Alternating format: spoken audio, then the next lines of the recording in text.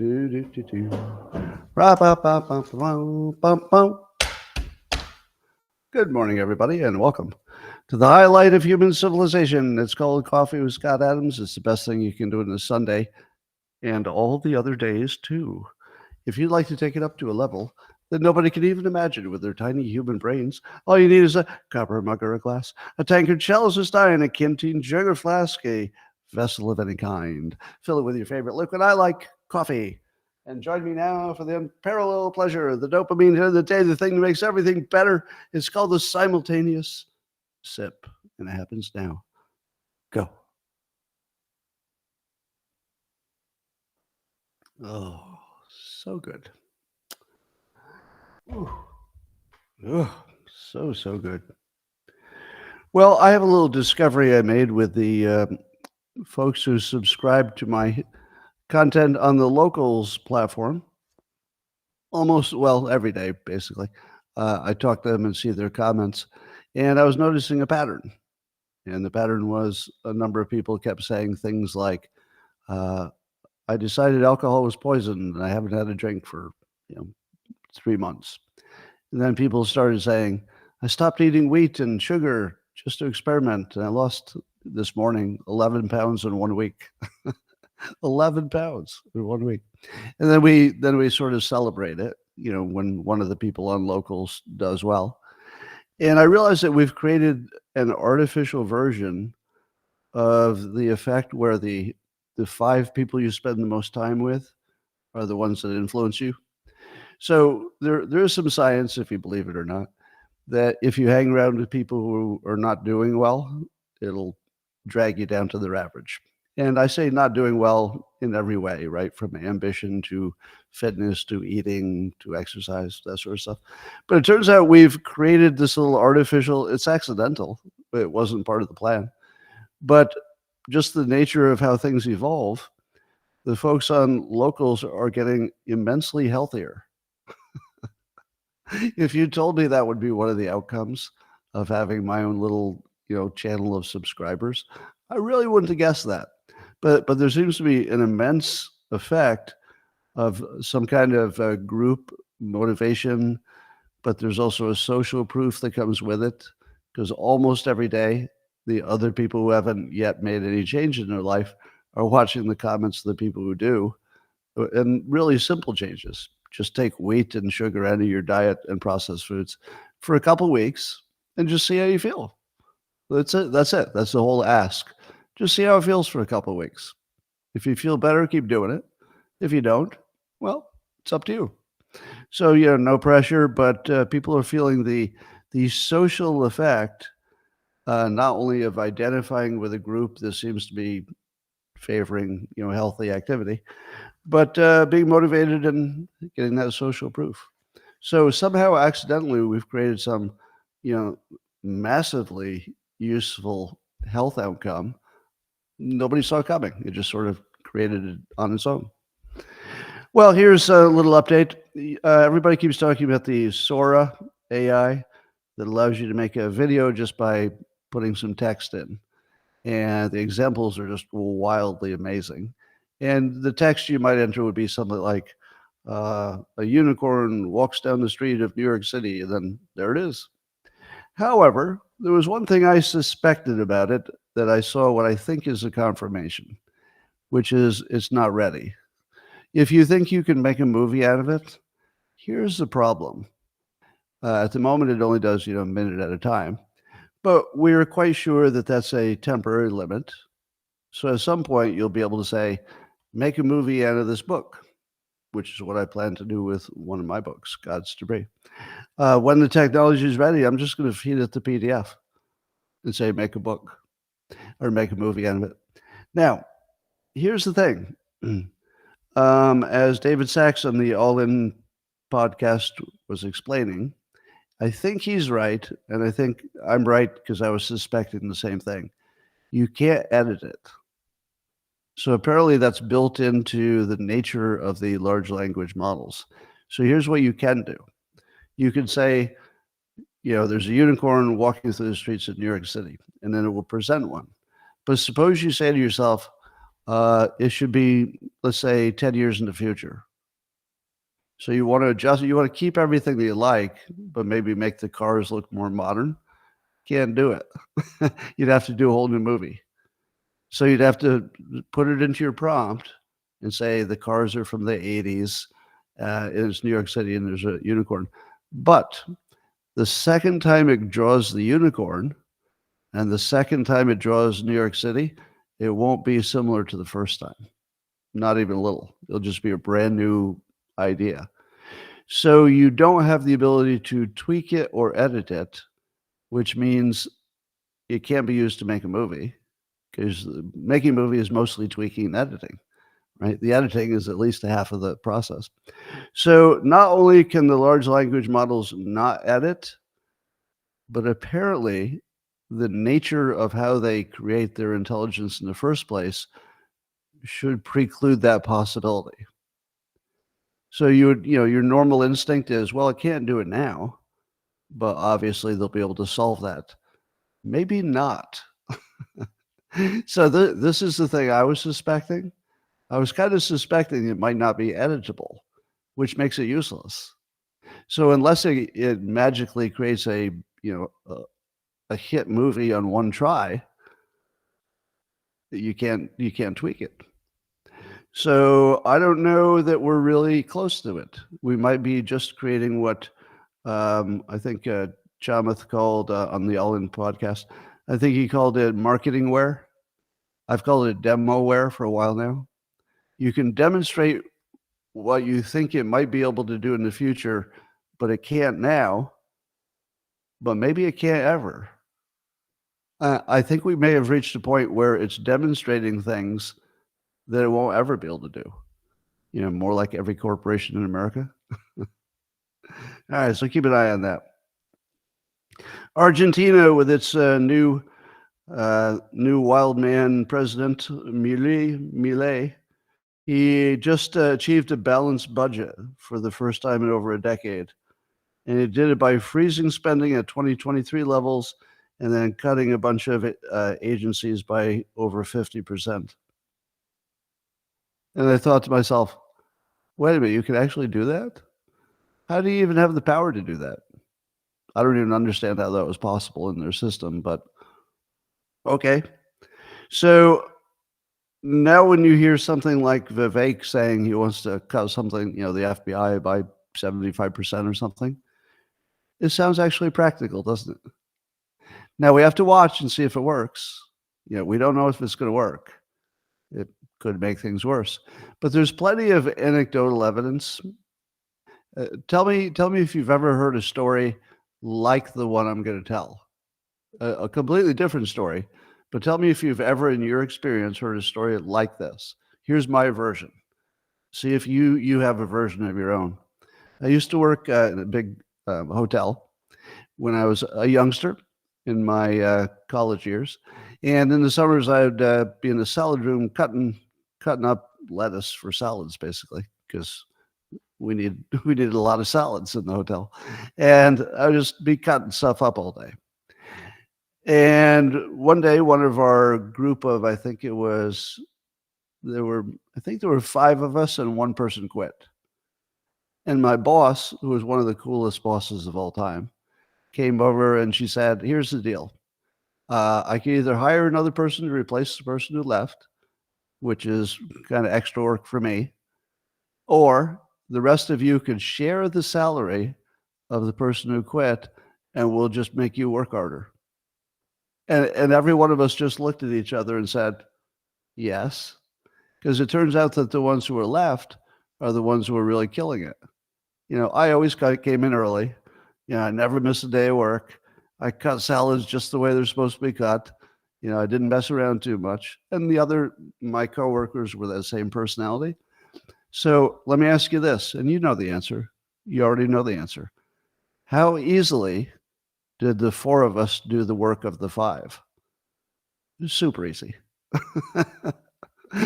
What? No effort whatsoever. Couldn't even tell the difference. Didn't even know the difference, right?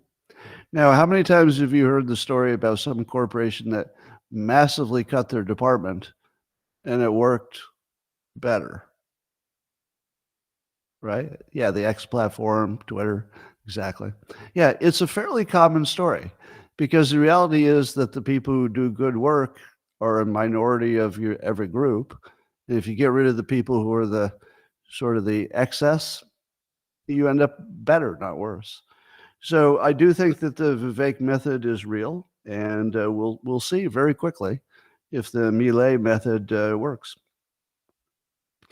So, because the simulation is kind to us and gives us good stories that we think are a reality, you know the story of President Trump uh, losing in his lawsuit, and now he's going to have to pay something like $400 to $500 million, depending on interest and what gets added to it and all that stuff. So the same week that what would be more than 100% of all of his cash, we're told, is now owed to somebody, the SEC cleared the, is it a merger or an acquisition, of Trump's Truth Social by a larger entity. That's hard to explain. And Trump's value in that could be 3.5 billion. So let me do the math. Trump lost $500 million-ish this week.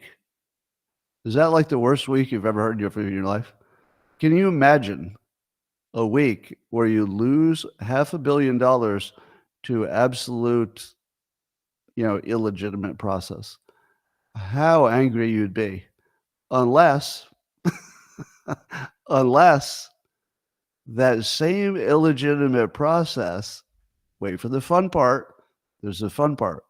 You'd really be mad if an illegitimate government process caused you to lose $500 million, unless that exact same corrupt government caused you to be so censored on the X platform that eventually you had to create your own social media entity, which is now worth $3.5 billion.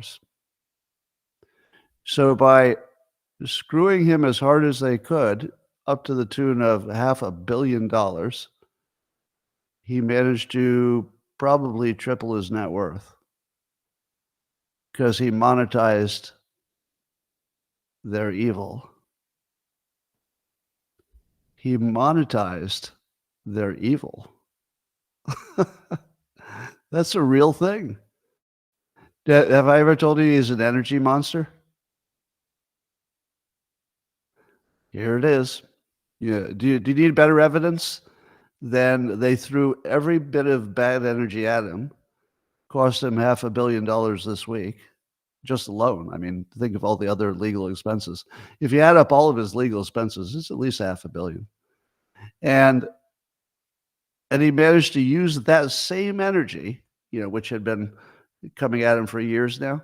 He managed to turn that energy into his own social media empire, which, although it's much smaller than X and is not profitable yet, but still valued at $3.5 billion as part of a larger entity, which has its own value, of course. So it's a more complicated story, but am I wrong that that's what happened? That I've been telling you since 2016, he's an energy monster, and you don't know what's happening because the more energy you throw at him, the stronger he gets. This is the perfect example. It's the perfect example. Well, now let me ask you again, because this is so important to the future and our understanding of reality. How many of you now have seen the Mike Benz interview on Tucker's show? Mostly yeses. Have you noticed that it's getting bigger and not smaller? At least on X. Yeah, I think it hasn't crossed over to any other media, has it? Correct me if I'm wrong, but except for the podcast universe, the Mike Benz thing, which is the biggest news maybe in human civilization. It might be. It might actually be the biggest news story, not just in America. And well, maybe the Holocaust is a bigger news story. It's hard. I don't like to compare anything to the Holocaust, so we'll just put that aside for a moment. it might be the biggest story in human civilization. When you look at all of the moving parts to it. And I think he's going to be completely shut out from the mainstream media because that's what his story was. His story is that the mainstream media can just change reality, and they're doing it right now. They're just completely shutting him out. But here's what let's say the big accounts on X are saying something very similar. I heard a lot of hype about this video, and it is justified. Now, a lot of people said some version of that, like these are the bigger accounts saying, oh, okay, people said this was a big deal, but it's a much bigger deal than I thought it was. Now, I might be the person who hyped it the most. Did anybody notice? I don't think anybody hyped it bigger than I did. You want to know how much I hyped it? Let me read you my pinned. So it's my pinned thing. It's going to stay there for a long time. So, I linked to Tucker's interview with Mike Benz. And here's how I introduced it, because I didn't want to take a chance you wouldn't watch it. So see how much persuasion, you could call it hype, is in my post. I said, this is the most extraordinary thing I've ever seen. Now, doesn't that make you automatically doubt whatever is going to come next? Because really, Scott, is it really the most extraordinary thing you've ever seen? It actually is. It literally is. But I'm going to have to back that up, right? So if my first sentence is, it's the most extraordinary thing I've ever seen, I'm going to have to say more about that. And so I do. I said I'm not exaggerating, because that's what you were thinking, right? So I answer you before you have to ask, because I know you're thinking it. So that's always good communication technique, is to know the question that you just put in somebody's head, because you created the question in their head by what you said, and then you answer it. It's good technique. Anyway, and then I said, this is like a mushroom trip without the mushrooms. Now that takes your head to a different place, doesn't it? Because I just said it's the most extraordinary thing. You thought, oh, it's an interesting news story. Nope. Nope. It's not an interesting news story. It's a psychedelic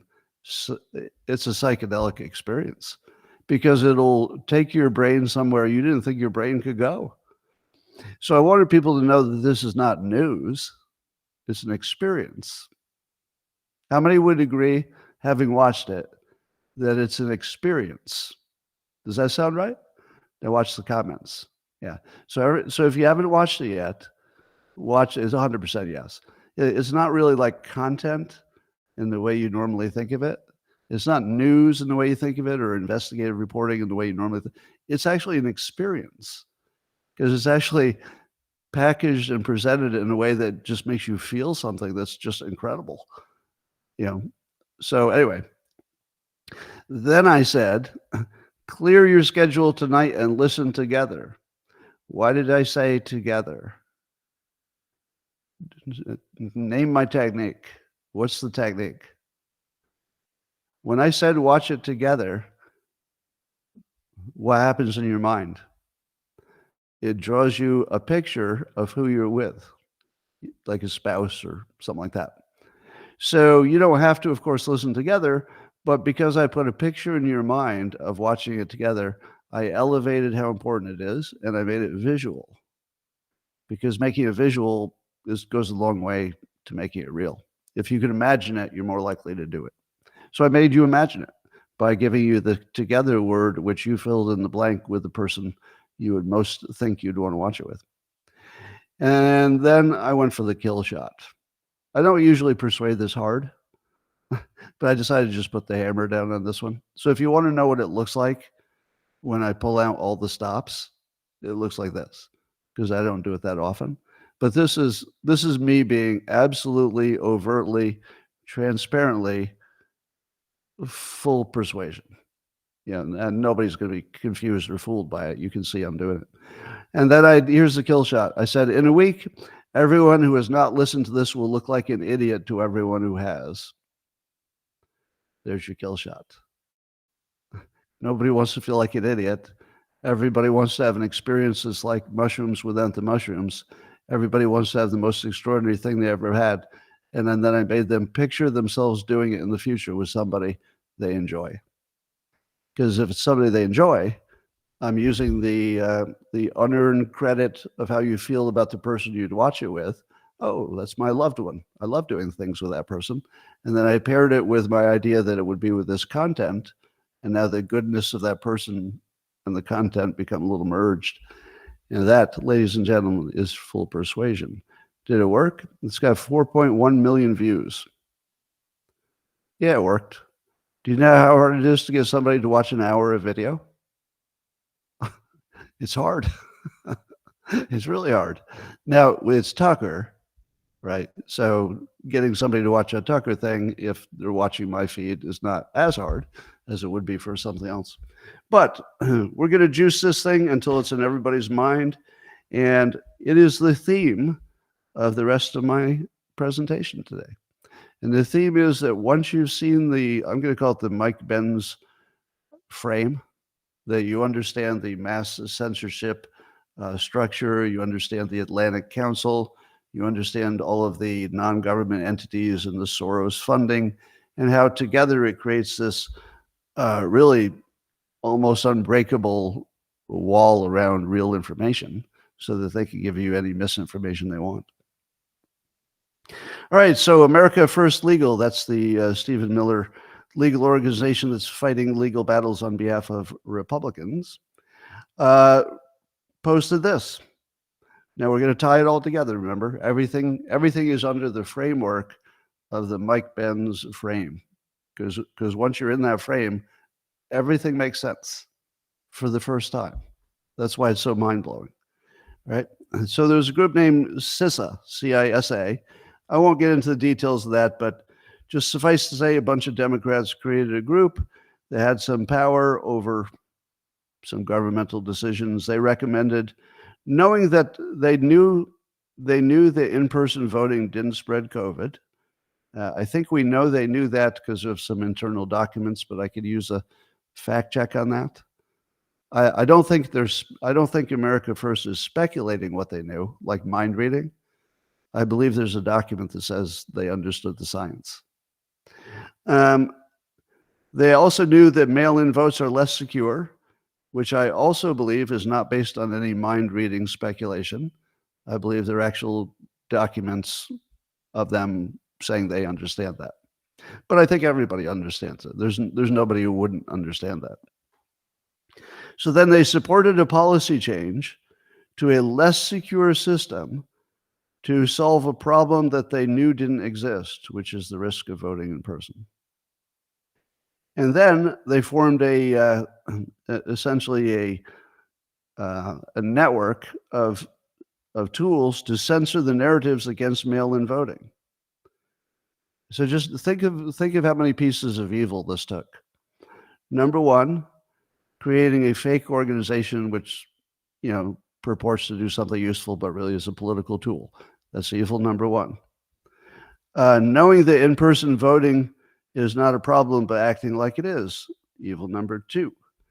Knowing that mail-in voting is less secure, but wanting to do it anyway, that's number three. Supporting the policy change is, I suppose, almost a fourth one, but we won't count that one. And then they censor the narratives that say that might be a problem. That's four. And then they ruin the lives of the people who are the people who might be talking about stuff like this. That's five. That's five extraordinary alleged pieces of evil. That's a lot of evil. That's just one organization of a whole bunch of organizations that Mike Benz describes as part of this censorship effort. And as you know, censorship is total control. If you can control the information in a country, you control everything. Would you agree? You don't need to control the money directly. You don't need to control the the politicians directly. If you can control the information, you can change the politicians. You can change what the politicians vote for. You can change anything.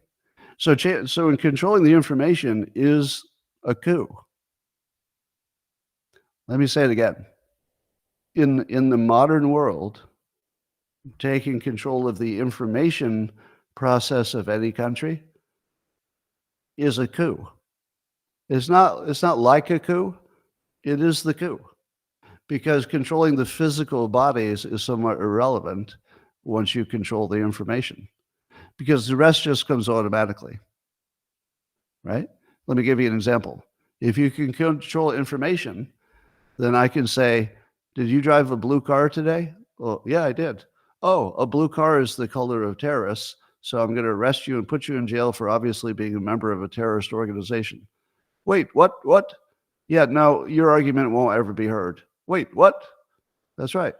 You can put anybody in jail for anything you want as long as you control the narrative, because the public wouldn't know anything was going wrong.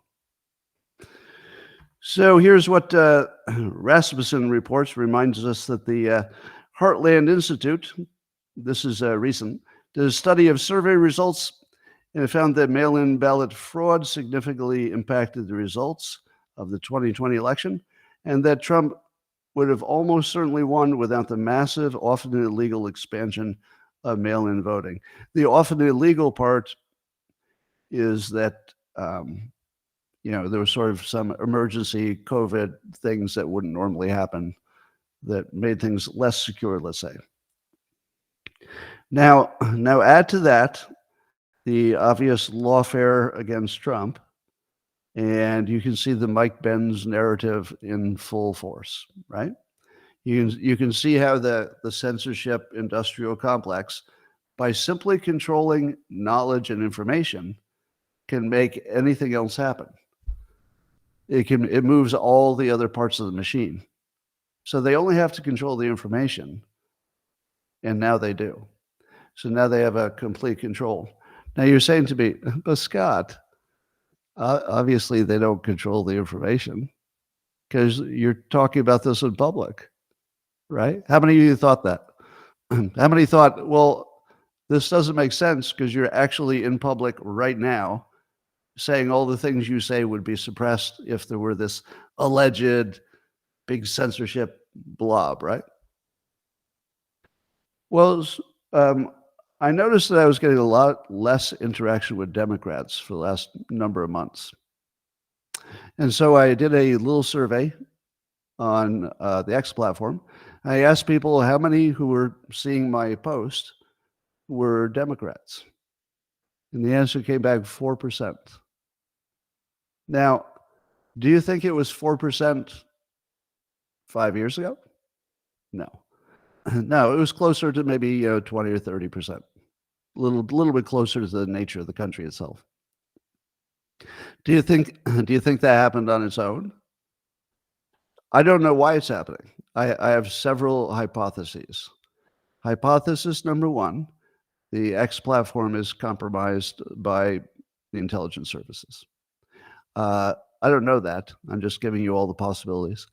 The other possibility is that there's some legacy code that affects people like me, and I just don't know it. And maybe even X doesn't know it. Maybe Musk doesn't know it. Because remember, he said there was a whole bunch of spaghetti code that they were trying to untangle, and there was just a whole bunch of ways they were suppressing people in different ways. They might not know. It might be coincidence. However, it wasn't like this before. So something changed. Something changed. So I don't think it's legacy leftover code. Something changed. Now, one of the things that changed was I got canceled.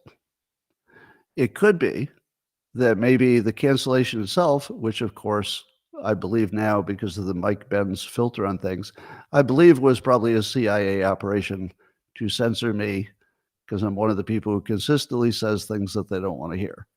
If you look at the context of other people who say things they don't want to hear, all of us have been attacked financially, right?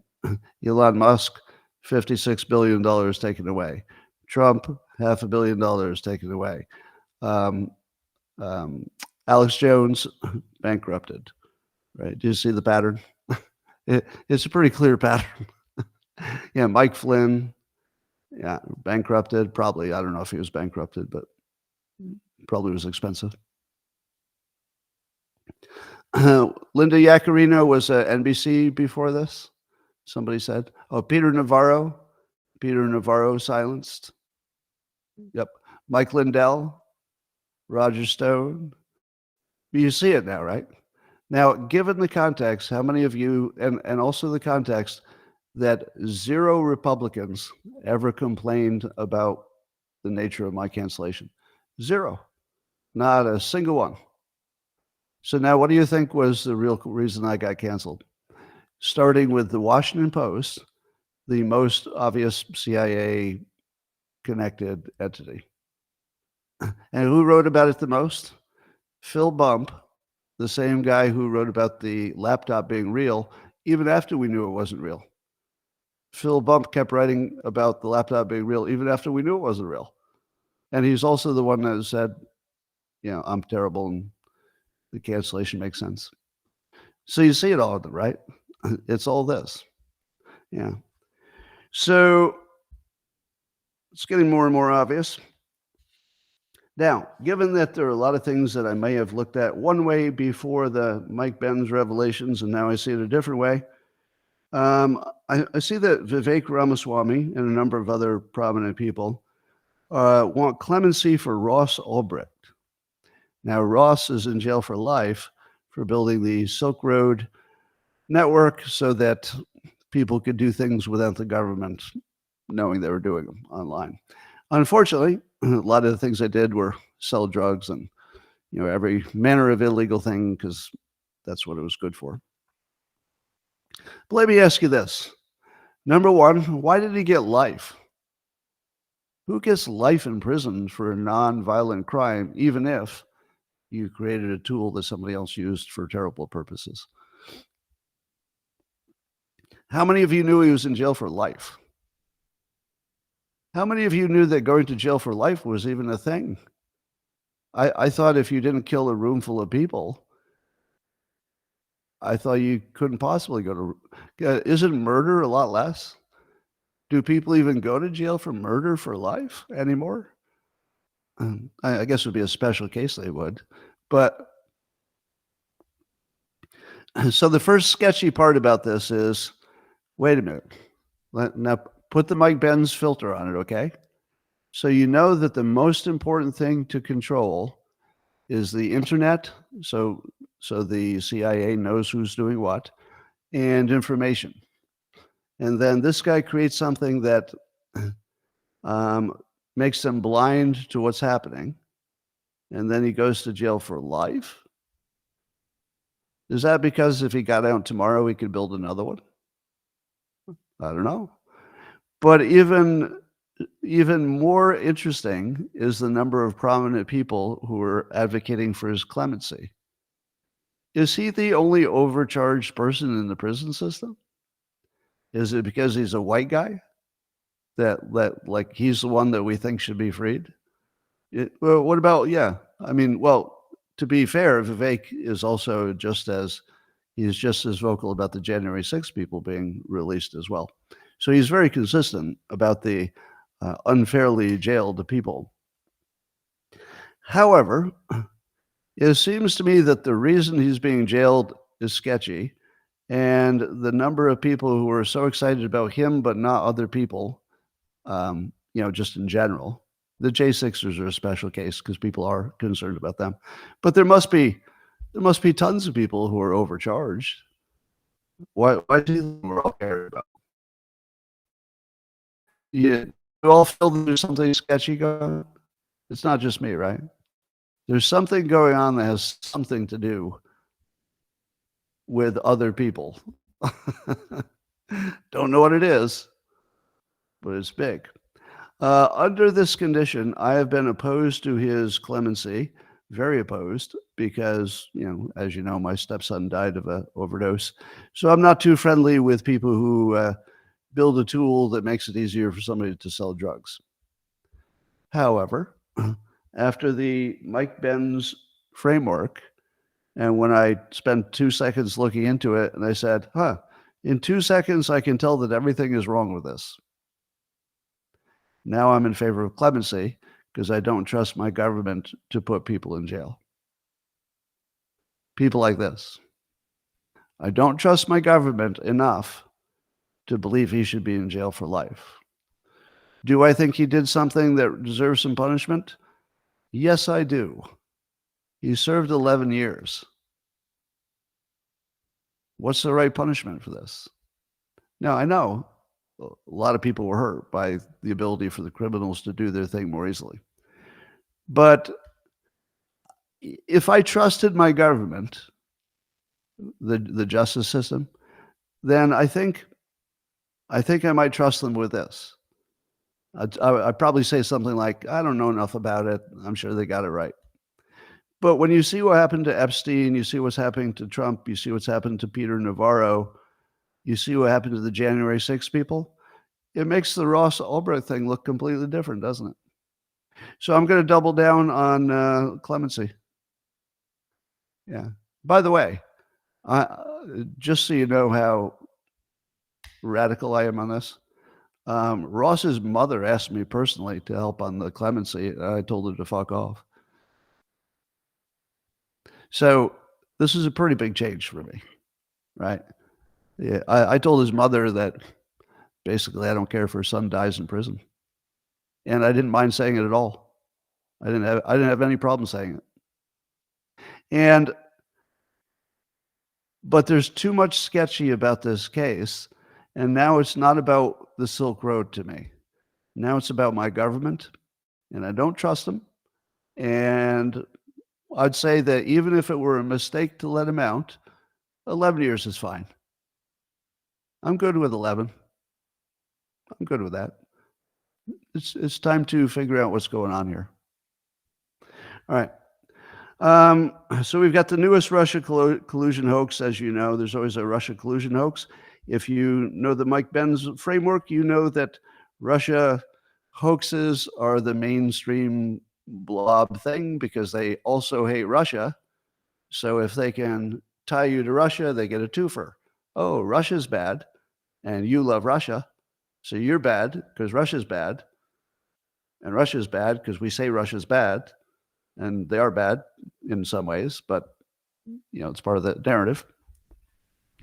But I realize this: the bad guys actually come up with a separate hoax for every demographic group they want to control. So there's a Trump, sex hoaxes for the ladies. So we got some pussy grabbing and stuff like that. So the ladies will be mad at him. We've got the race hoax, like the Charlottesville stuff, and that'll keep the black voters on the sidelines. So you got a hoax for the black people. Then you got the Russia hoax itself. All the Russia hoaxes. Now we've got the NATO Russia hoax. We've got the Trump is responsible for Navalny Russia hoax. We had the original Russia collusion hoax. There was the Russia's paying bounties hoax. There was the phone call hoax. It's basically one Russia hoax after another. I think the Russia hoaxes work on the older generation. Does that seem fair? If you're a certain age, Russia is a scary thing. So they've got one for the old people. That's the Russia hoax. And now they've got the serial felon hoax. And that's sort of a cleanup hoax.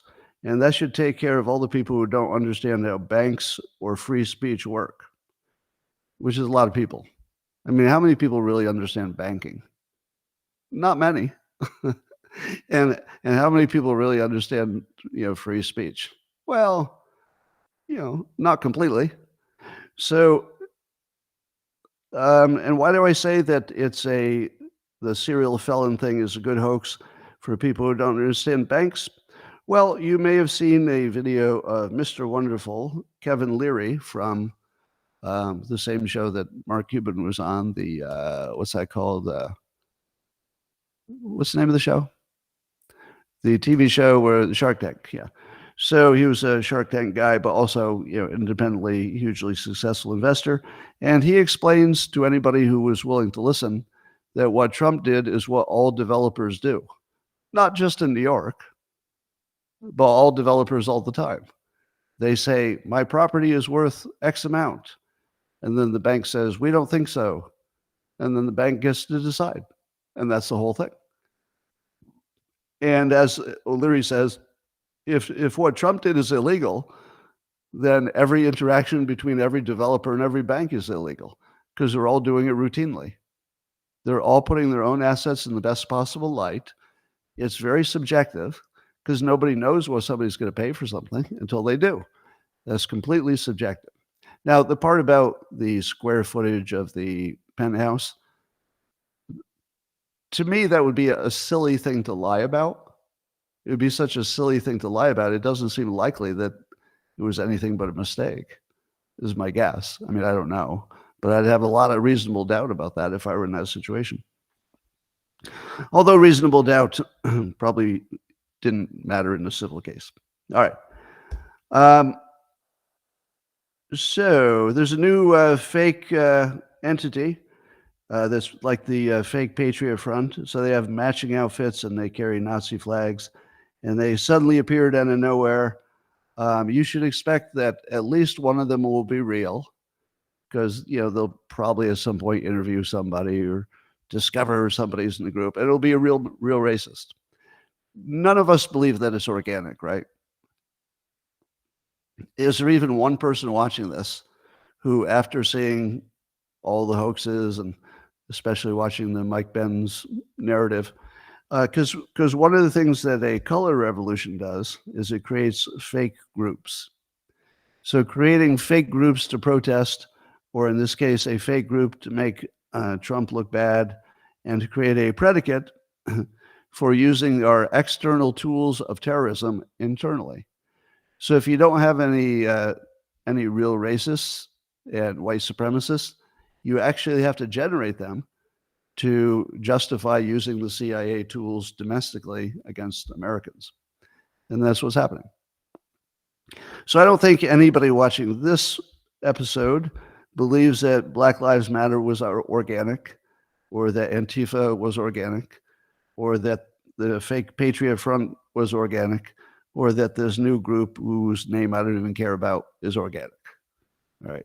It would be very unlikely that these are real. It's all part of a long-standing pattern of fake groups propped up by people that don't want to be known. But remember, don't be fooled by the fact that there would actually be real racists. They're not all feds. It might be half feds or something, but I'm sure there's some real racists here. Jonathan Turley, who talks a lot about the legal jeopardy that Trump's in, etc. Did you know that one of Hunter Biden's attorneys threatened Turley with a defamation lawsuit? And now you see this as part of the larger attempt by Biden and everybody associated with him to censor everybody who has any opinion that they don't want to hear. So Turley is probably the best voice in simplifying and explaining the Biden legal jeopardy, which is substantial. And so, sure enough, there's a Biden associated lawyer who wants to threaten him. But apparently there's information that Morris, his own lawyers, weren't too happy with him. This is what Turley's reporting. And that he's the one who came up with this elaborate conspiracy theory to explain how there was a conspiracy theory to make the laptop look real when he may have already known it wasn't real. Now, I don't know that for sure, but I imagine it would be an ethical violation if you knew the laptop was real and you concocted an entire story that you knew wasn't real. That's a conspiracy theory. So here again, I think that Jonathan Turley is in real trouble, and I wouldn't be surprised if there's the Department of Justice or some other lawfare comes after him because he's a little bit too effective. So sure enough, he's being attacked by the people who want to destroy anybody who's got a useful opinion. Ted Lieu is one of the people pushing the absurd idea that because Trump invited Russia to attack NATO, which didn't happen, of course, in the real world, it was a joke, that you can turn that into something bad by your attitude. Now, Ted Lieu is a good example of it. I'd like to give you my impression of a Democrat turning any one of Trump's jokes or lighthearted comments into something terrible simply by the face you make and the attitude you display. Are you ready? Now, what Ted Lieu did was he turned Trump saying, "No, if they don't pay up their dues for NATO, Putin can do whatever he wants with them." Now, that obviously was not serious, obviously, but because the Democrats always turn his jokes into something serious, Ted Lieu turns that into, can you even believe that he would invite Russia to attack the United States? Oh, it's hurting me to think about the horribleness of his lighthearted joke. Oh, so you see it, right? They all look like they're physically in pain, simply holding in their head how horrible the thing Trump did when it actually was a joke. And you all know it was a joke. So I'm going to give you my impression of Democrats criticizing Trump for a knock-knock joke. Oh, and I don't know if you saw what he said, but he actually, he was in favor of people knocking on your door that you don't know, which is basically a home invasion. And he's inviting, can you even hold this in your imagination, that there's somebody running for president and the Republicans are supporting him and he's in favor of home invasions? Oh, it hurts me. Oh, the pain. That's every story from Ted Lieu. How much pain he's personally in because of the story he literally made up based on a joke that Trump told or a lighthearted comment. And that's the entire MSNBC programming is basically faces. The Rachel Maddow face. Oh, but Trump. Oh, Rachel Maddow face. Oh, it's so bad. And then you just look at their face and you think, man, he must be bad. Look at that face. He must be bad. All right. Do you know why we have two parties in this country? I have a theory based on the Mike Benz framework that you need to control the Democrat Party because they control the unions, and you need to control the Republican Party because they control other stuff, big money stuff. So basically, the deep state blog, whoever it is who's really in charge, they need centrist politicians because the only thing they're afraid of is populists, because they can control both sides, and that gives them the people in charge, the billionaires that happen to be Republican, but then they can also get the workers by getting the unions on the Democrat side. So basically, whoever is really in charge needs to have a two-party system, because as long as the two parties think they're actually competing, which it looks like they're not, it looks like it's all rigged. To me, it looks like that way. That's my observation. It looks all rigged. But if you have a two-party apparent system, then the two parties can scoop up all the power sources. Does that make sense? If you were just controlling one party and trying to make the one party win, it wouldn't be good enough because the other party would still have some power. Well, I guess the cops in New York City are getting hurt at record numbers. 1,200 were hurt in struggles with suspects in the last 3 months. 30, almost 3,400 injured in 2023. Now, there are a lot of cops in New York City, but that sure feels like a lot of injuries, doesn't it? Yeah, we don't care about New York City's crime if you're not in it. It does feel like they brought it on themselves. So, even though I have great empathy for the citizens of New York, their government is giving them exactly what they promised, basically. So what about Assange? I guess Julian Assange, there's some kind of British extradition hearing, and a lot of smart people want him freed. He published some classified documents that he didn't personally steal, which would be illegal for everybody else and routine, but he's the only one that they're going to say, oh, he's not a journalist. Do you see the Mike Benz trick where if you own the information and you can make a word mean anything you want, you can simply say that Julian Assange is not a journalist. That's all it took. They just had to change the word, and then they could put him in jail forever. They just changed the word of what a journalist is so that he isn't one, and then they could put him in jail forever because they changed the definition of words. That's how they control everything. Yeah. With words. So I see the Assange thing as more of the attempt to totally control information, because that's how you control America. If America were a free country with still a republic, and I don't believe we're a republic anymore or anything like it, then Assange would not be a threat. He would just be part of the free speech journalistic history. But because we have a full clampdown on real information, and the blob needs to control all sources from mainstream media to the social media, they also need to control Assange. So it probably has nothing to do with any crimes he allegedly did. And it probably has everything to do with if you don't control him, you can't control the country. Is that fair? Does anybody disagree with me? That it wouldn't matter what he did or did not do. The people in charge can't have somebody who can give you accurate information.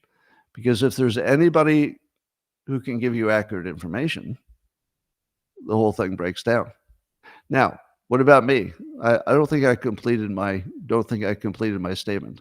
The reason that I'm probably not at risk of being assassinated or put in jail forever like Assange is that they've already siloed me. I have no contact with Democrats at all, because getting canceled probably made a difference. There's something happening on social media that's preventing me from seeing anything. There might be some kind of group block lists or something like that that's going on. Maybe some of them went to Threads, but I doubt it. I mean, not too many.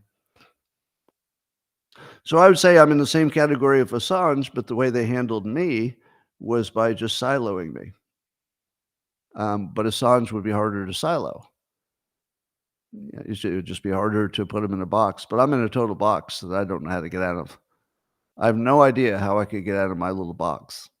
I guess I'm just talking to people who agree with me.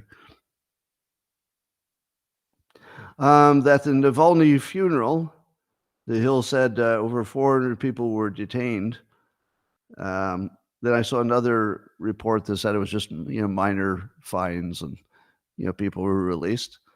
But didn't it sound a lot like Russia was treating their insurrection like January 6th? I feel like the January 6th treatment looks so Russian. It just looks like there was a situation that was created to get the names of 400 people who might also be problems. And so Russia probably just rounded them up, got their names, and said, all right, if you care enough to go to this funeral, you're on our list. So they didn't really need to hold them in jail. They probably just needed to arrest them and say, here's the deal. You're now on our permanent list. I wouldn't do a second thing wrong if I were you. And in Russia, that's probably all you need to do. Probably takes care of the whole problem. All right. So as you know, the the blob and the media is after Elon Musk. And the latest story is that there's a ton of the 75% of the traffic during the Super Bowl, the X traffic was bots and fake. And there's a story in Mashable which seems to be telling this story. And listen to how fake this sounds. Once you've seen the Mike Benz framework, listen to how fake all of this sounds. Number one, Mashable. Does that sound like a publication you can trust? No. No. Right? But they talk about a company called Check, CHEQ, who they call a leading cybersecurity firm. And they track bots and fake users. And they're the ones who said 76% of traffic from X to its advertiser clients on the weekend of the Super Bowl was fake. Huh. Who do you think is this cybersecurity firm? Do you think that's a cybersecurity firm that, if you looked into it, would be a bunch of Republicans? Nope. I haven't looked into it, but I think that would be pretty unusual. Does it look like it's exactly more of what Mike Benz describes as all of these non-government entities used as fact checkers and watchdogs, and now cybersecurity checkers?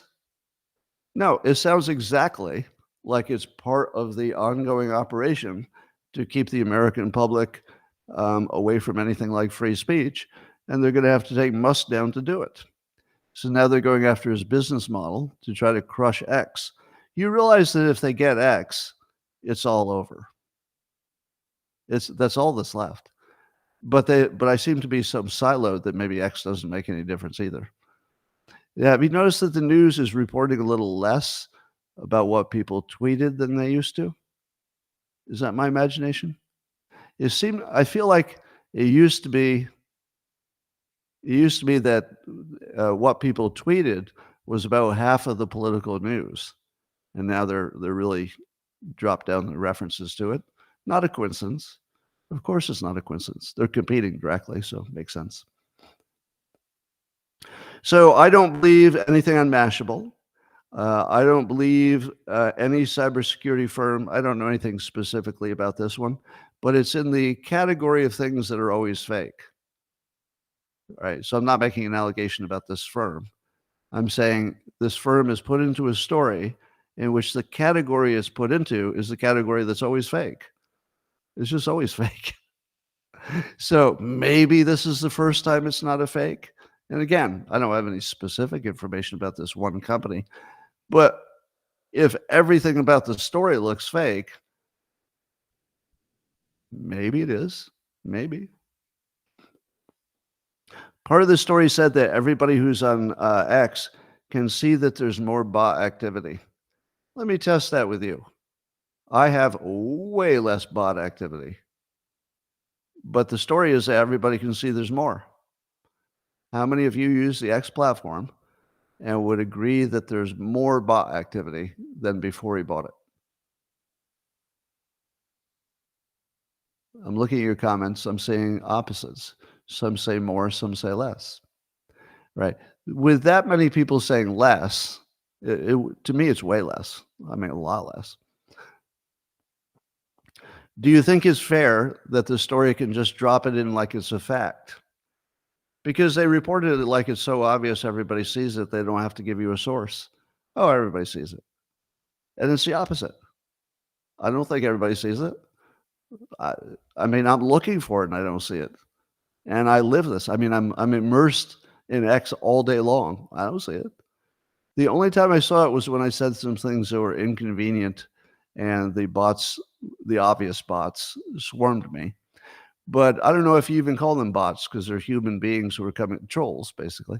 They're just trolls coming over to dump on my account. But then they go away. They go away as soon as I call them out. They go away instantly. So they're not real. Yeah, anyway.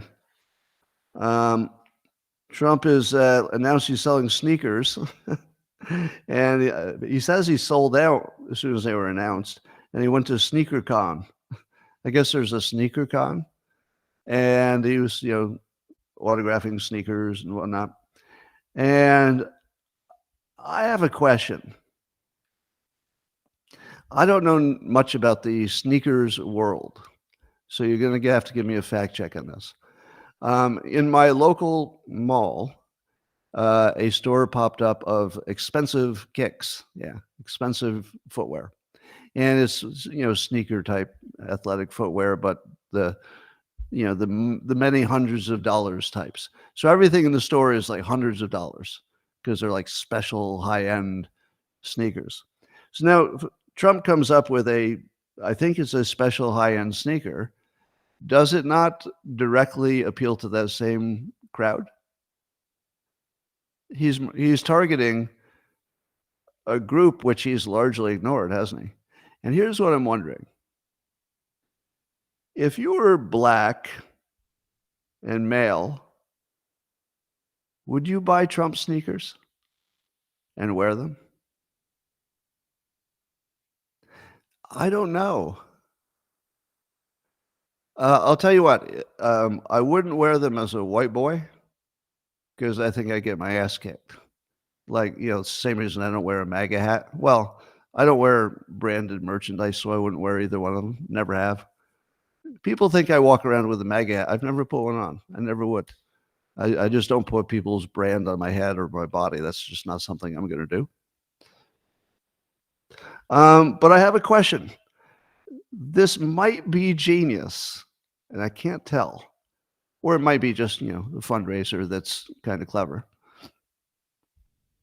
But what if he gets black men to be so radical that they'll wear Trump sneakers right in front of everybody? Is that going to happen? I would bet against it.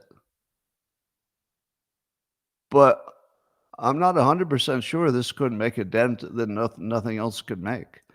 If this could turn into a status symbol, that not only are you such a free thinker that you can wear these shoes, but they kind of look cool too. If it turns into that, you might see some kind of a cultural shift happening that this wouldn't be causing, but it might be more, let's say, following. I don't know. Keep an eye on that one. It's fascinating to me because there may be a lot more to this politically than it looks on first look. There's a tragic story of the son of YouTube CEO recently until 2023, Susan Wojcicki. Her freshman son died in UC Berkeley from a fentanyl overdose. He died in his dorm room. You all know that I have maximum amount of empathy for that because my own stepson. But I was trying to put myself in her head. She is a woman who, because she was the head of YouTube, had to be aware of the massive censorship entity, which means that she had to be aware that she was really one of the most important players in the Democrat kind of control of the media and keeping them propped up and in power. Because if the media did not support Democrats, it'd be hard for them to do what they do. So for years, she spends her life supporting a Democratic Party who very pointedly did not close the border and certainly hasn't done enough about fentanyl. Now, I want to be fair. Trump didn't do enough either. Trump did not do enough about fentanyl. Don't tell me I'm a hypocrite. No, he didn't come close. I don't know why, because he put some effort into it, but no benefit whatsoever. But how do you think she felt carrying the water for the administration that killed her son? In my opinion. I mean, I don't want to dump on her because, she's having the worst. Well, I guarantee it. It's the worst year of her life, worst day of her life, and that will never change. So I have maximum empathy, but maybe it should be a warning to other people that your uncompromising support of one party might have some implications you're not considering. So if your own son dies from the side you're supporting, not getting it done, it's hard to ignore that. Hard to ignore. Now, let me tell you something that if you don't know this, if you're, especially a young person, if they die of an overdose and you say to yourself, well, it's going to be really hard for about 5 years and then, maybe you'll get over it. You don't get over it. So I learned that the hard way. I can get over really anything. I can get over anything. Anything that happens to me, I get over it pretty easily. I'm not one who dwells. But the death of a child is permanent. And you kind of know it when it happens. You know it's not ever going to get better. It never gets better. It never gets better.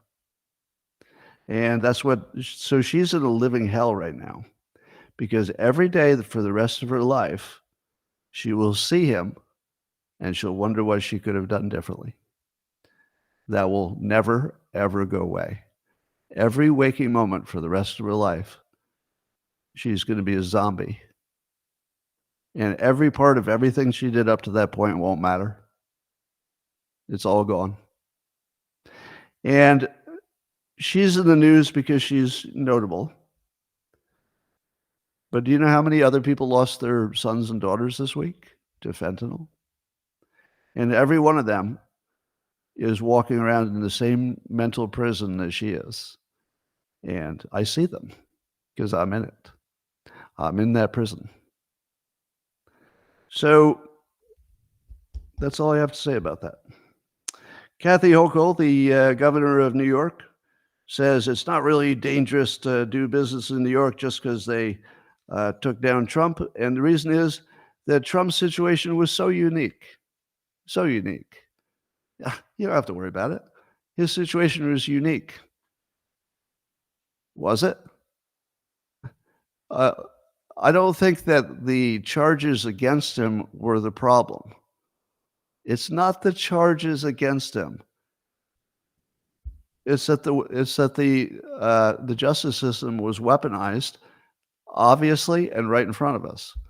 If you weaponize your Department of Justice very obviously, very publicly, right in front of us, you can't do business in that town. So I would get out of there. Honestly, I would get out. If you're a Republican, apparently you're just marked for problems. I'll tell you, I live in a district that has a Soros prosecutor. And there are all these. I see these efforts to collect signatures to remove her from office. I don't know how that's going, but I live in an area where I'm absolutely in jeopardy. And except that I really, really want to live here, I would definitely move. If I didn't have ties here, I would move right away because I'm in jeopardy. I'm in legal jeopardy, whether I do anything wrong or not. I don't even think that's going to be part of the conversation. But absolutely, I do not want to be anywhere near a Soros prosecutor because you can tell now, and this is what I get from the Mike Benz thing. What I get is that the real reason for the prosecutors is not to let criminals out of jail. That's just something that's happening. Rather, it's to have a weapon against people like me to stop free speech. So the weapon would be used to suppress speech because that's the only thing you need to do to have full control of the country. It's just speech. Everything else just follows. All right. This is interesting. So I want you to see if you think this is an accident. Let's say you take the Mike Benz framework and you say all the major media is being manipulated by, intelligence agencies, the CIA. If you believe that's true, there's a story on CNN that is being prominently presented that's anti-Biden. So would you say that maybe the people in charge want to get rid of Biden as quickly as possible? But there's more to the story. The story is from CNN. I think it was Abby Phillips was doing this. Philip. At this point in their presidencies, Obama did 422 interviews. Trump did 300, and Biden so far has done 86. And then they showed the number and then the face of each of them. So there's the face of Obama with 422, face of Trump with 300, 300, like the movie. And then there's the face of Biden with 86. 86. You all know what 86 means, right? 86 literally means discard. It's restaurant slang, but most people know it. You all know it, right? In a restaurant, if you 86 something, you throw it away. So they're literally running a picture of the three presidents. They've got Obama with something that reminds me of marijuana, 422. They've got Trump with 300 that reminds me of the most awesome movie of manliness. And then they've got Biden with 86. That's literally the number for discard. Now, here's the question. Did CNN just sort of randomly say this would be a good day to do this story exactly on the day when Biden had 86? Or do you think this is something that an intelligence agency would plant because the priming of putting an 86 over his picture is pretty strong? That's pretty strong persuasion. Is that an accident? How many of you think that that's an accident? I think the 422 and the 300 probably coincidence. But 86, of all there's only one number that says get rid of. Am I right? There's only one number, and numbers are infinite. The number of numbers are literally infinite, and he picked the one number that means throw this away. Yeah, could be confirmation bias if we're being fair. Confirmation bias, makes you see things that aren't really there. Could be that. Could be that. But if it had not been for the Mike Benz framework, that we see that real professionals are behind all the messaging, I would have done it. If it were me and I were aware that he had, say, low 80s and I wanted to get rid of him, I would actually wait every day and I'd say, there's 81, here's 82, and when it gets 86, I would leak it to the media because I would know that would be a cool thing to do. It would work. So we'll see. Breitbart's Joel Pollack is reporting that Netanyahu decided to defy Joe Biden, who wants some kind of a two-state solution. And so Netanyahu, this is a real dick move, but effective. Netanyahu takes the President Biden's peace plan to his government to have them vote on it. Rejected unanimously. Now, you might say to yourself, of course it's rejected unanimously because, Israel wants to do what they're doing over there. But did I mention it's Israel? When was the last time Israel did anything unanimously in their government? How many parties do they have in the government? It's like, it's got to be the singularly least cohesive government of all time, at least in democratic countries. And Netanyahu, who probably is not the most popular person in his own government at the moment, he still managed to get a unanimous vote against the U.S.'s idea of a two-state solution.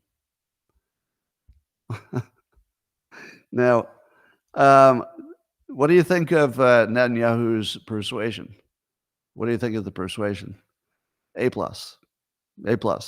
Because he really needed to show that there was no flexibility in Israel. To get a unanimous vote on that, I don't know if he knew it would be unanimous, but that's pretty impressive persuasion. And it's a strong pushback because it literally embarrasses Biden. And I think that was part of the point, to literally embarrass them back from, pushing for the two-state solution. And so I tell you again, I see lots of reasonable people who want to pressure Israel to let's say, be less aggressive in their war efforts. But I've never seen anybody explain the alternative, and that's why it's hard for me uh, to be involved in it. Because unless you can describe how you win by not winning, what's your opinion exactly? Now, I get from a human perspective, if you watch, the power of the state of Israel, and you watch the helplessness of the average, Gaza resident, who every time I hear a story, I think, I don't even know how they're gonna survive. I mean, my level of empathy for the Palestinians is really high, but I have to live in the real world. What would you advise Israel to do instead?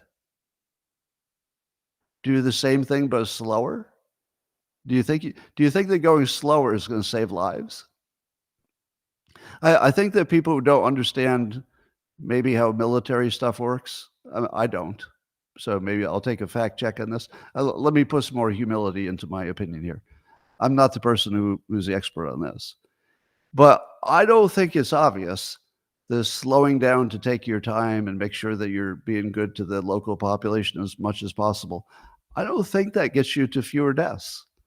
It's not obvious to me, but it is obvious to me that if you could win fast and brutally, at least you'd be done. Yeah, at least you'd be done with the killing. And my intuition is maybe opposite of a lot of people here, which doesn't mean I'm right. Because when I say it's my feeling, it's not based on military expertise. But I would look for an opinion.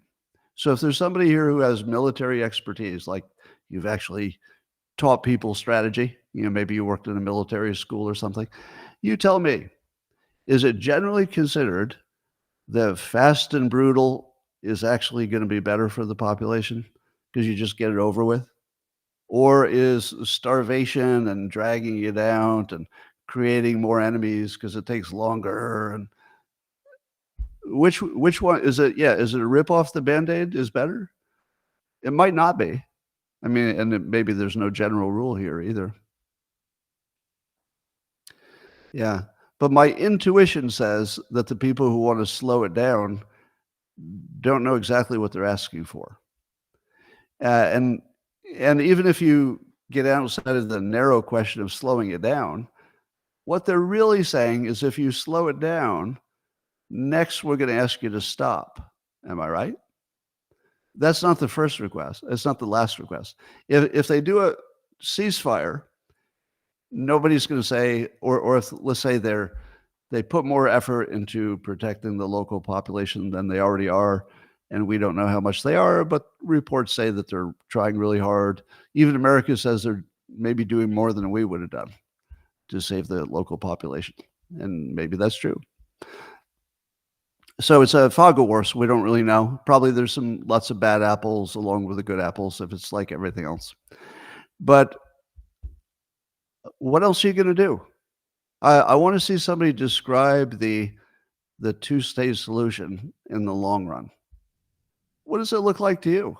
Do you think the Palestinians just self-organize into a peaceful coexistence? After this, aren't they more radicalized than ever? I would imagine they would be. I mean, a lot of them are going to hate their own people. They're going to hate Hamas for putting them in this situation. But there will be probably 5 times that many who now dedicate their entire life to destroying Israel. So how are you just going to live next to them? To me, what Israel's doing is not something I could judge as good or bad. It's just the only thing they can do. If somebody's doing the only thing you can do, what's my opinion got to do with anything? I'm just going to stay out of it and watch it. Now, let me be as clear as possible. I do think that what's happening to these civilians in Gaza is a tragedy on a level that's hard to even imagine. I do think it's the fault of their own leaders. And I hate that the individual people have to suffer for the mistakes of their leaders. But I also don't see an alternative because I'll tell you who shouldn't need to suffer for the Palestinian leadership: Israel. Israel shouldn't have to suffer at all because another group of people have bad leadership. So I certainly understand why they do what they do, but you don't have to be in favor of killing. Yeah, I think you could hold both feelings. You could say it's a tragedy, you wish it didn't happen. At the same time, you could say, I don't have an opinion that would help any of this. So that's where I'm at. All right, ladies and gentlemen, have I made my point that almost all the stories today look like censorship stories when you boil them down, and that the only thing that matters is control of our information network, because everything else follows from that. You can put somebody in jail if you can control the information. You can change the elections if you can control the information. You can change the laws if you control the information. Absolutely everything you see that's not working in our government, and here's the big reframe. I haven't heard anybody say it this way, so tell me if I'm copying somebody. I might accidentally be copying somebody. In my opinion, everything you don't understand about the government, like why aren't they closing the border, is that in every case, it's because there's something that's happening that the people in charge can use as a weapon. So why is there DEI when it's so obviously a bad idea? Because it's a weapon. You can lock up or you can ruin Republicans just by saying, oh, you're racist. And then the DEI thing supports all of that. So it's certainly one of the things that got rid of me, the DEI structure. The legal system, all the Soros funding of the prosecutors, it looks like that's all a censorship play. The January 6th insurrection hoax, that's a censorship play. It's all a censorship play. When by censorship, I mean somebody wants to control all the information. Yeah, even the border is probably a weapon, meaning that probably the people in charge need something like the help of the cartels to be a weapon.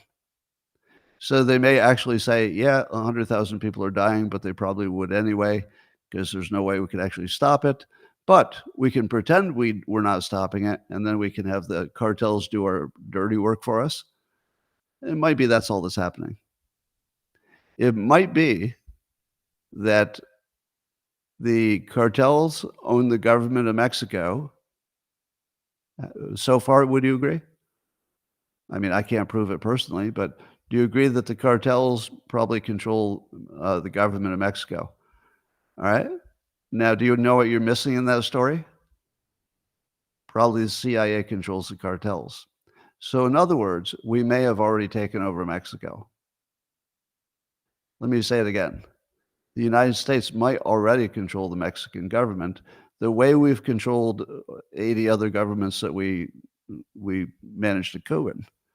We may have simply used the organization that has power over the government to control it indirectly, because controlling it directly isn't something we could do. Now, you try to tell me what would be important enough that we would let 100,000 Americans die if we could maybe tamp that down by being hard on by bombing the cartel. I think the only thing that would be important enough is full control of Mexico. So if you use the Mike Benz filter, and this is more than he said, so I'm just adding my own speculation to it. According to that filter, the only reason that this problem is not solved when it's so easy to solve, we all agree with that, is that somebody's benefiting from it. And if they're benefiting from something that's big enough that they would allow the son of the YouTube ex-YouTube executive to die, and so many other people's children, it's got to be so important that they're willing to allow that. And the only thing I can think of is full control of Mexico. So we must control the cartels. Probably is something like the cartels agree to work with us to control the government because the cartels are getting some protection. Something like that.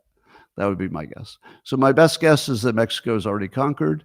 The U.S. is already conquered by the same group of people, and that we're no longer a republic. There's some possibility we could get it back, I suppose. But at the moment, I don't see us operating as a republic. How many of you would agree with that assessment, that we're not operating as a republic? Now, on paper, we are. It's just that when the founders put together the Constitution, they didn't understand that you could conquer the whole thing by controlling the information. That just wasn't anything anybody would have thought of hundreds of years ago. So, but at the moment, information controls everything. So you can control the entire republic by controlling the information. And now we know that our information sources are all controlled. And that's where we are. What can we do about it? Well, the only thing I can imagine is Trump winning by such a large margin, because the deep state is trying hard to get rid of Biden. I mean, the fact that CNN is going after Biden, I think, is a pretty good indication that he's not their choice for beating Trump. They're going to have to get somebody in there who, at least on paper, looks like the election could be close, and then the mail-in ballots would do the rest. So I think the battle here, the biggest battle, is that Biden is probably trying to stay in a jail, and so he can't leave the office, or keeping his family out of jail. So I think he can't leave office, which is the unforeseen consequence of bringing somebody in that they could control. So they could control him because they probably know all of his secrets. But now he also has to keep his own secrets, so he can't leave. So if Trump wins by a big margin, enough to make the mail-in ballots not change the outcome, that's really probably the only hope. And the beauty of it is that it might happen on its own, just because they're trying desperately to get rid of Biden, but he won't leave, and he's going to get worse and worse and worse up till election day. And the public is going to say, we're not going to vote for somebody who's just not there. So anyway, that's all we got for now. And somebody said Biden can pardon himself. That's not good enough. Biden is the only one, the Democrats, who could control the state Department of Justices as well. That's something Trump can't do out of office, and maybe in office he couldn't do it either.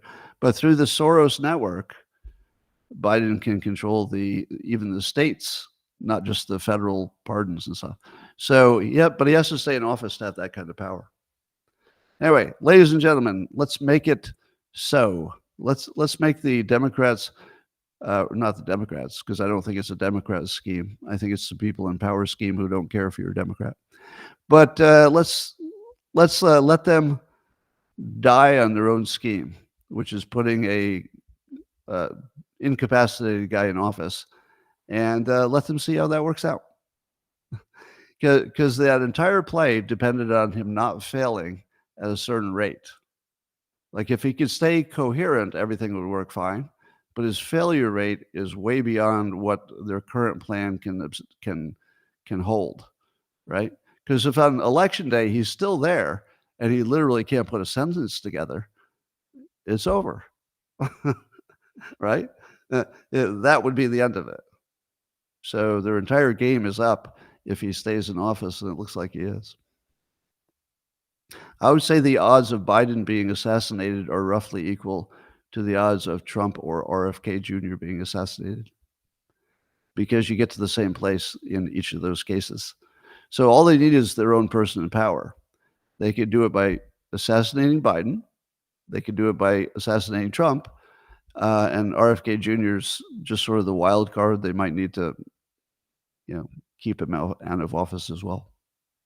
All right, that's all I got for you. Thanks for watching on the X platform and on YouTube and Rumble. I'll see you tomorrow. Thanks for joining.